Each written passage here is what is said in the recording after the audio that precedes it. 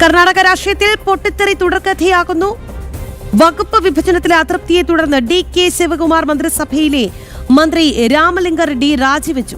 ജലസേചന വകുപ്പ് മന്ത്രിയായിരുന്നു. ആവശ്യപ്പെട്ട ബംഗളൂരു വികസന വകുപ്പ് നൽകാത്തതിൽ പ്രതിഷേധിച്ചാണ് രാജി.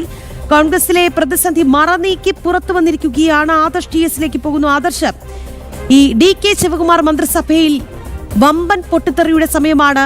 നമുക്കറിയാം, കർണാടകം ഇങ്ങനെ തുടർന്ന് പോവുകയാണ്. അതിനിടയിലാണ് മന്ത്രി കൂടി രാജിവെച്ചിരിക്കുന്നത്. DK ശിവകുമാർ മുഖ്യമന്ത്രിയായി അധികാരമേറ്റപ്പോൾ കോൺഗ്രസ് ഹൈക്കമാൻഡും കോൺഗ്രസ് പ്രവർത്തകരും ഒക്കെ കരുതിയത് പാർട്ടിയിലെ പ്രതിസന്ധികൾ അവസാനിച്ചിരിക്കുന്നു എന്നാണ്. എന്നാൽ ഈ പ്രതിസന്ധികൾ അവസാനിച്ചിട്ടില്ല എന്ന് വ്യക്തമാക്കുന്നതാണ് മന്ത്രിയുടെ രാജി.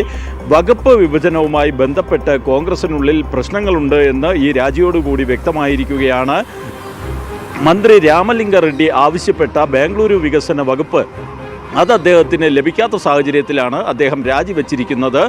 ഈ മന്ത്രിസഭയിൽ തന്നെ ബഹുഭൂരിപക്ഷം മന്ത്രിമാരും അവർ ഈ സിദ്ധരാമയ്യ പക്ഷത്തെ ആൾക്കാരാണ് എന്നുള്ള ചില വിവരങ്ങൾ പുറത്തു വരുന്നതും DK ശിവകുമാറിനെ പ്രതിസന്ധിയിലാക്കുന്നുണ്ട്.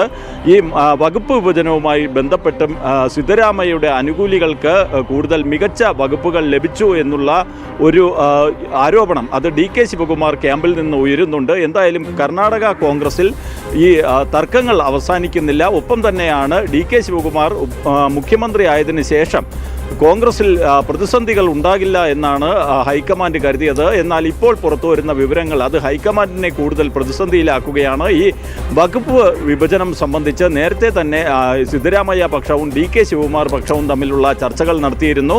എന്നാൽ ഈ ചർച്ചകളിലൊന്നും തന്നെ ഈ പ്രതിസന്ധി പരിഹരിക്കുന്നതിനുള്ള സമവായ നിർദ്ദേശം ഉയർന്നു വന്നിരുന്നില്ല. പിന്നാലെയാണ് വകുപ്പ് വിഭജിച്ചുകൊണ്ടുള്ള സർക്കാരിൻ്റെ ഉത്തരവ് പുറത്തിറങ്ങിയത്. ഇതിൽ അതൃപ്തി രേഖപ്പെടുത്തിയാണ് മന്ത്രി രാമലിംഗ റെഡ്ഡി രാജിക്കത്ത് അയച്ചിരിക്കുന്നത്.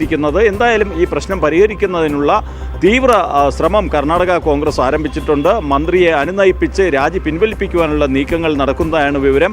കോൺഗ്രസ് ഹൈക്കമാൻഡും വിഷയത്തിൽ ഇടപെടുമെന്നാണ് നമുക്കിപ്പോൾ മനസ്സിലാക്കാൻ കഴിയുന്നത്.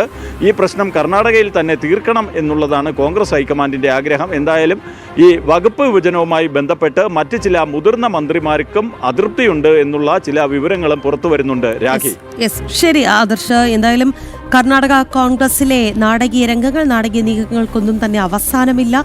ഒടുവിൽ മന്ത്രി രാമലിംഗ റെഡ്ഡി കൂടി രാജിവെച്ചിരിക്കുകയാണ്. വമ്പൻ പ്രതിസന്ധിയിലേക്കാണ് കർണാടകയിലെ കോൺഗ്രസിന്റെ പോക്ക്.